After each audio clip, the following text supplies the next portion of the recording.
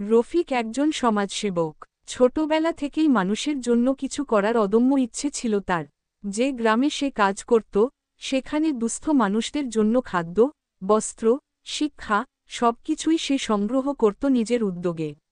ধীরে ধীরে গ্রামের মানুষ তাকে ভালোবাসতে শুরু করে। কিন্তু এই ভালোবাসা সহ্য করতে পারেনি সমাজের কিছু দুষ্টুচক্র।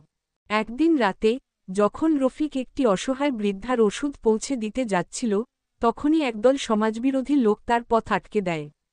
তারা তাকে হুমকি দেয়, তুমি যদি মানুষের ভালো করতে থাকো, আমাদের ব্যবসা বন্ধ হয়ে যাবে। রফিক ভয় পায়নি। সে বলেছিল, মানুষের পাশে দাঁড়ানো অপরাধ নয়।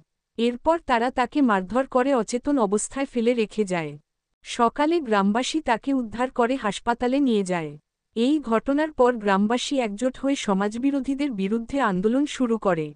রফিক সুস্থ হয়ে ফিরে এসে আবার মানুষের পাশে দাঁড়ায়। তার সাহস ও সততার গল্প ছড়িয়ে পড়ে সবার মধ্যে, মানুষের জন্য কাজ করা কখনো বৃথা যায় না।